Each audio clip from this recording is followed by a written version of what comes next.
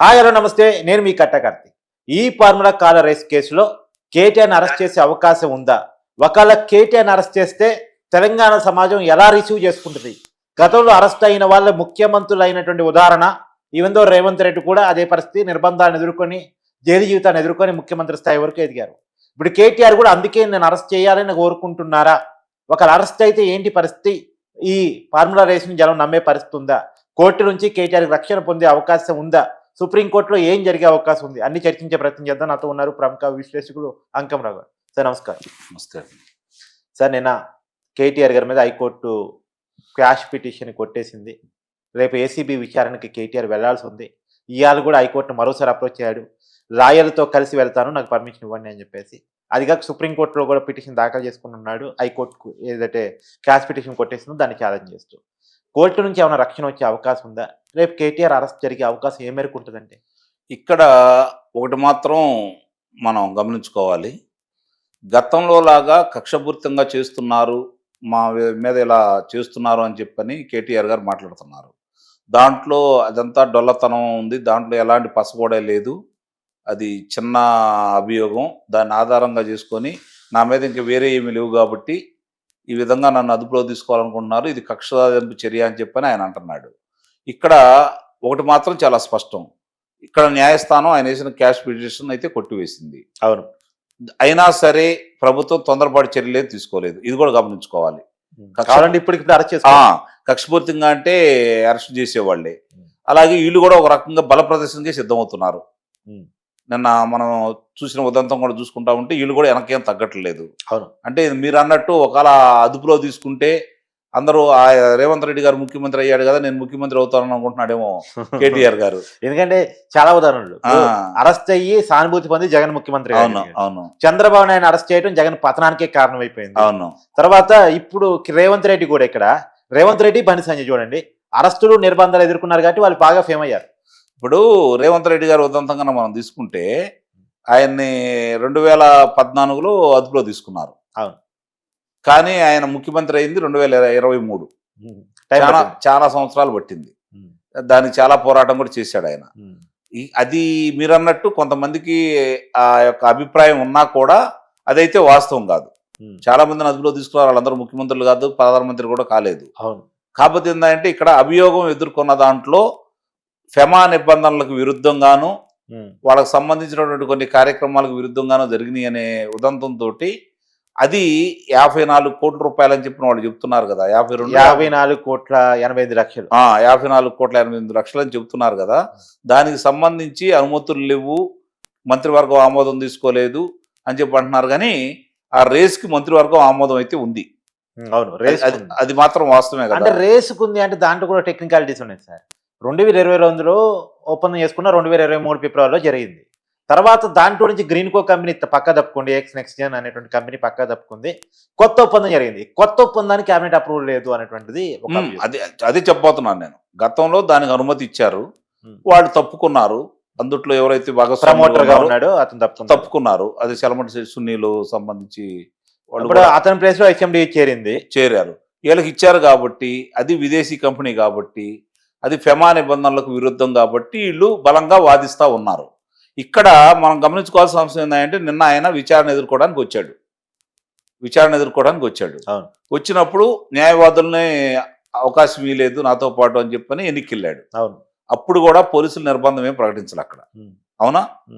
ఆయనకు అవకాశమే ఇచ్చారు. ఈ రోజు కూడా న్యాయస్థానం కొట్టేసిన క్వాష్ పిటిషన్ని ఇంటి మీదకి వెళ్ళి అదుపులో అయితే తీసుకోలేదు. ప్రచారం అయితే జరిగింది కదా.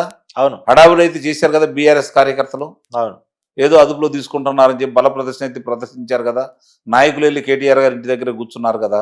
అంటే వీళ్ళు ప్రచారం చేసుకున్నట్టుగా ప్రభుత్వం అయితే కక్ష సాధింపు చర్యల్లో భాగంగా అంత దౌర్జన్యంగా వెళ్ళట్లేదు అనేది ఒకటి. దీంట్లో కూడా ఇంకోటి ఉంది సార్, కాంగ్రెస్ ఫెయిల్యూర్స్ నుంచి పక్కదారి పట్టించే దానికోసం, ప్రజల దృష్టిని మలిచే దానికోసం, రైతు రుణమాఫీ విషయంలో ఫెయిల్యూర్ కావచ్చు, లేదు రైతు భరోసా విషయంలో ఫెయిల్యూర్ కావచ్చు, వీటి నుంచి దృష్టి మార్చడం కోసం కేటీఆర్ అరెస్ట్ వాడుకుంటుంది కాంగ్రెస్ ప్రభుత్వం. ఈ చర్చ కొనాలి నడవాలని చెప్పేసి డ్రాగన్ చేస్తూ వన్ ఫైన్ డే కేటీఆర్ అదుపులో తీసుకుంటుంది అనేది కూడా నడుస్తుంది. అదే ఆలోచనతో పాటు ఇంకొక ఆలోచన కూడా మనం బయట పెట్టవచ్చు. ప్రాంతీయ పార్టీ అయినటువంటి బీఆర్ఎస్ పార్టీ మన లోక్సభ ఎన్నికల్లో బాగా ఇబ్బంది పడిపోయింది, ఒక్క స్థానం కూడా రాలేదు. గమనించుకోవాల్సిన అవసరం ఏంటంటే 1984 తర్వాత అన్న నందమూరి తారక రామారావు గారు తెలుగుదేశం పార్టీ స్థాపించిన తర్వాత తెలంగాణ గడ్డపై ప్రాంతీయ పార్టీ ప్రాతినిధ్యం లేకుండా లోక్సభ ఎన్నికలు మొన్నే జరిగింది. అవును అవును 40 సంవత్సరాల తర్వాత, గుర్తుపెట్టుకోండి. అవును అవును ఇది నిజంగా దౌర్భాగ్య పరిస్థితే కదా. అవును. దీనికి కారకులు ఎవరు ఒకసారి ఆలోచించుకోవాలి కదా. ఉమ్, కానీ ఈరోజు భారతీయ జనతా పార్టీ ప్రత్యామ్నాయం ఏంటి కాంగ్రెస్ పార్టీకి? భారతీయ జనతా పార్టీ. ఉమ్, భారతీయ జనతా పార్టీ ఇక్కడ కూడా పుంజుకొని 8 లోక్సభ స్థానాలు వచ్చినాయి కాబట్టి వాళ్ళ బలం ఎక్కడో పెరుగుతుందని చెప్పని, కావాలని చెప్పని రాజకీయ పరంగా మనం ఇలాంటి ప్రయోగాలు జరుగుతున్నాయని ఎందుకు భావించకూడదు?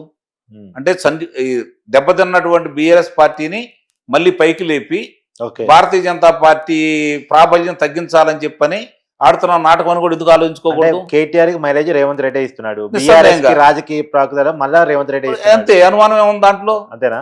అంతే, అంటే బీజేపీని చెక్ పెట్టడం కోసం బీఆర్ఎస్ ని లేపుతున్నారు. నిస్సందేహంగా. ఎందుకంటే వాళ్ళు 272 నుంచి 303 స్థానాలకు వెళ్ళారు, ఉమ్, మళ్ళీ 240 స్థానాలకి తగ్గిపోయారు కదా. ఆ 240 స్థానాలు 8 స్థానాలు ఇక్కడైతే కనపడుతున్నాయి కదా. రేపు పొద్దున వీళ్ళని కొంచెం పుంజుకొని వీళ్ళు కనుక వచ్చారనుకోండి, వాళ్ళిద్దరూ చీల్చుకుంటే 16 స్థానాలు వీళ్ళు కొత్త అని ఆశపడవచ్చు కదా. ఉమ్, అట్లా ఎందుకు అనుకోకూడదు? ఉమ్.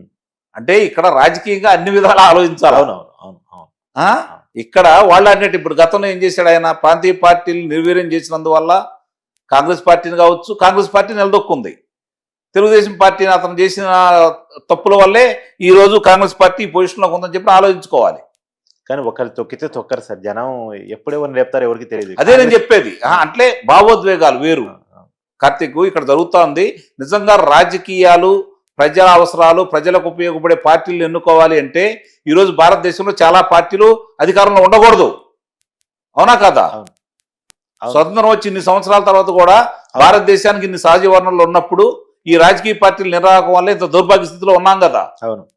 ఈరోజు మనం గొప్పగా చెప్పుకుంటున్నాం. మన ఎకానమీ చూసుకుంటా ఉంటే ప్రపంచ డాలర్తో ఏ విధంగా ఉంది? అవును. ఎందుకు ఈ దుస్థితి? ఏం తక్కువ భారతదేశానికి? చెప్పండి. అవును. ఎక్కడికి వెళ్ళి పనిచేస్తుందో ఇక్కడ వాళ్లే కదా. మనకి ఇండిపెండెన్స్ వచ్చిన నాటికి మన డాలర్ విలువ ఏంటి, అవును. మన రూపాయి విలువ ఏంటి, ఇవాళ విలువ ఏంటి? అవును. అంటే ఇది డెవలప్మెంట్ గా పెరిగినట్ట తగ్గినట్ట? బాగా ఇప్పుడు చెప్పుకున్నట్టు ఏవో సంకలు గుద్దుకోవడానికి ఏమి లేదు ఇక్కడ. మీ చిన్నప్పుడు పావలాలతో అన్ని వచ్చాయి. అవును. ఇప్పుడు పావల కాదు, రూపాయికి కూడా ఏమి రావు. రూపాయా? 100 రూపాయలు తీసుకుని వెళ్ళు, ఏమొస్తున్నాయో చెప్పు. ఏమి రావు. అదే చెప్పట, రూపాయి అనే దానికి విలువ లేదు అసలు. విలువే లేకుండా పోయింది. కాబట్టి ఇవన్నీ కూడా రాజకీయ. సరే, ఇప్పుడు అసలు టాపిక్ లోకి వస్తే, కేటీఆర్ అరెస్ట్ అయితే తెలంగాణ సమాజంలో సానుభూతిగా మారే అవకాశం ఉంటుంది అతనికి. సానుభూతి తీసుకురావాలని చెప్పి రెండు పార్టీలు ప్రయత్నం చేస్తున్నాయి. కాంగ్రెస్, బీఆర్ఎస్ కేటీఆర్ కి ఇమేజ్ పెంచుతున్నాయి. అంతేనా? నిస్సందేహంగా. ఓకే. అందుట్లో అనుమానం అయితే ఏం లేదు. Okay, thanks.